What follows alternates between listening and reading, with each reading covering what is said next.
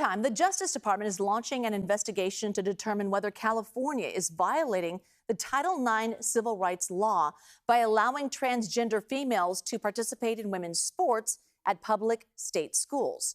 So this comes as a trans athlete gears up to compete at the state finals in track and field. John Ramos reports it has inflamed an issue central to President Trump's supporters as the worlds of sport, law, and politics all collide. At issue is a California law that guarantees students the right to participate in sports based on their gender identity. That's now being challenged on the basis of the federal law that protects women athletes from discrimination.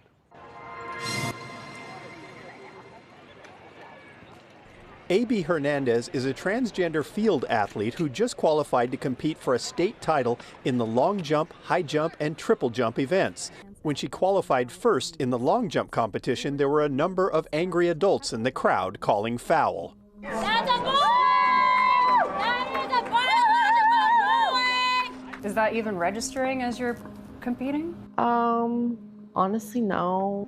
Nothing I can do about people's actions, just focus on my own. But President Donald Trump focused on it, sending out messages threatening to cut federal funding, accusing California of illegally allowing men to play in women's sports. It's truly a blatant abuse of power.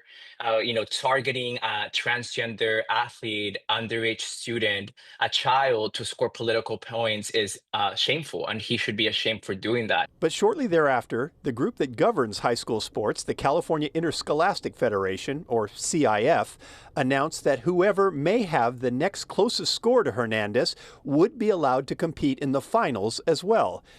It felt like an admission that something may not be fair about the situation, something Governor Gavin Newsom discussed with conservative influencer Charlie Kirk. Would you say no men in female sports? Well, I think it's an issue of fairness. I completely agree with you on that. It is an issue of fairness. So it's deeply unfair. Would you speak out against this young man, A.B. Hernandez, who right now is going to win the state championship in the long jump? In 2014, years before I was governor, there was a law established that established the legal principles that allow trans athletes in women's sports. That law was AB 1266, which says, quote, a pupil shall be permitted to participate in sex-segregated school programs and activities, including athletic teams and competitions, and use facilities consistent with his or her gender identity, irrespective of the gender listed on the pupil's records, end quote. CIF says it is required to allow Hernandez to compete for that reason, but a group called the California Families Council disagrees. This is one of the only issues, the issues of boys and girls sports, that majority of America agrees on. It's an 80-20 issue. We don't see that with many other social issues. So no matter what people within CIF might be feeling or thinking, they keep saying their hands are tied by state law, but in reality, all they would have to do is come out and make a statement and say, we will be following Title IX, which protects girls' sports, which allows for those equal opportunities for females, because at the end of the day, the federal ruling Title IX, it supersedes state law. But history professor emeritus Susan Kahn at the University of Buffalo has studied women's sports and says the Title IX issue may not be as cut and dried as that. Title IX has been interpreted the opposite way too, so that gender discrimination could be understood as discriminating against that trans girl because she has a girl's identity. And that's how it was interpreted under Biden. And so it really brings the fuzziness of Title IX, out for us to look at. And that is a question that will probably be decided legally.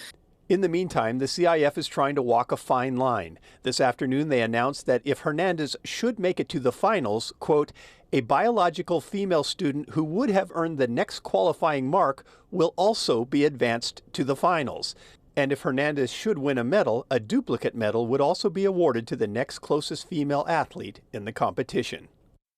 The state championships start Friday afternoon, barely 48 hours after the CIF announced the policy changes. They're being held near Fresno. CIF says it is working with the local school district to ensure there is an appropriate level of security at this event.